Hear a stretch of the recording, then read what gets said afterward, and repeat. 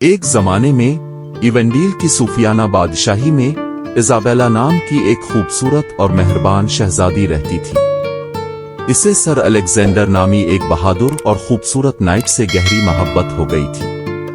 تاہم ان کی محبت ایک راز تھی، کیونکہ ان کی دو سلطنتیں متضاد تھیں اور ان کی محبت حرام تھی۔ شہزادی اور نائٹ محل کی دیواروں کے اندر ایک پوشیدہ باغ میں چپکے سے ملیں گے۔ یہ ان کی چھوٹی سی پناہ گاہ تھی، عدالت کی نظروں سے دور۔ وہ ایک دیو قامت بلوٹ کے درخت کے سائے میں پیار کے میٹھے الفاظ بولیں گے اور ایک ایسی دنیا کا خواب دیکھیں گے جہاں وہ کھلے عام اکٹھے ہو سکیں۔ ایک بدترین دن ایزابیلا کے والد کنگ روپرٹ نے سکندر کی بادشاہی کے خلاف اعلان جنگ کیا۔ محبت کرنے والوں کے دل بکھر گئے، یہ جانتے ہوئے کہ شاید وہ ایک دوسرے کو دوبارہ کبھی نہیں دیکھ پائیں گے۔ لیکن ایزابیلا آسانی سے ہار ماننے والی نہیں تھی۔ اسے ایک خیال آیا، رات کے پچھلے پہر جیسے ہی چاند نے دنیا پر اپنی چاندی کی روشنی ڈالی، وہ اپنے کمرے میں بیٹھی ایک دلکش خط لکھ رہی تھی۔ خط میں اس نے سکندر کے لیے اپنی محبت اور آرزو اور بیہودہ جنگ کو ختم کرنے کی خواہش کا اظہار کیا۔ اس کا منصوبہ یہ تھا کہ یہ خط اسے کبوتر کے ذریعے بھیجے، جو کہ دشمن کی صفوں میں پیغام پہنچانے کا تیز ترین طریقہ ہے۔ اس نے خط کو ایک قابل اعتماد میسنجر کبوتر کی ٹانگ سے جوڑ دیا، ایک پرندہ جسے جنگ کرنے والی ریاستوں کے درمیان پیغامات پہنچانے کی تربیت دی گئی تھی۔ شہزادی نے پرندے سے حوصلہ افزائی کے الفاظ کہے، یہ جان کر کہ اب یہ ان کی واحد امید تھی۔ نرمی سے ٹاس کے ساتھ اس نے کبوتر کو رات کے آسمان پر چھوڑ دیا۔ کبوتر نے اوپر والے ستاروں کی رہنمائی میں تاریک آسمانوں میں سے پرواز کی۔ اس نے اپنے سفر میں خطرات اور چیلنجوں کا سامنا کرتے ہوئے جنگلوں، دریاؤں اور کھیتوں کے اوپر سے پرواز کی۔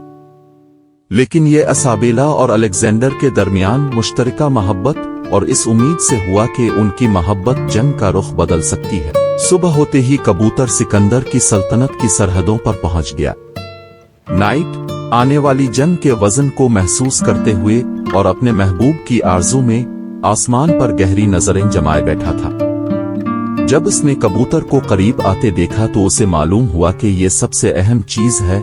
کانپتے ہاتھوں سے اس نے کبوتر کی ٹانگ سے بڑی احتیاط سے خط نکالا۔ جب اس نے ایزابیلا کے پیار کے الفاظ اور امن کی التجا پڑھی تو اس کی آنکھوں میں آنسو آ گئے۔ اس نے محسوس کیا کہ ان کی محبت کسی بھی جھگڑے یا جنگ سے زیادہ اہم ہے۔ الیگزینڈر جانتا تھا کہ اسے پرامن حل لانے کے لیے اپنی طاقت میں سب کچھ کرنا ہوگا۔ بہادری سے وہ اگلی صفوں پر سوار ہوا، جھنڈا ہاتھ میں تھا، اور کنگ روپرٹ کا سامنا کیا۔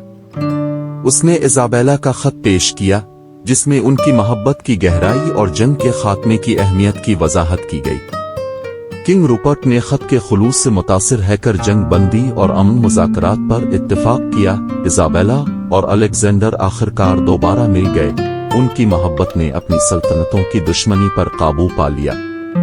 وہ شانہ بشانہ کھڑے تھے، ایونڈیل اور الیگزینڈر کی بادشاہی کے درمیان افہام و تفہیم کا ایک پل بنانے کے لیے انتھک محنت کرتے تھے۔ شہزادی اور نائٹ کی کہانی، ان کی محبت اور ایک وفادار کبوتر کا پیغام محبت اور امن کا ایک افسانہ بن گیا جو دونوں بادشاہتوں کی نسلوں میں بتایا جاتا ہے۔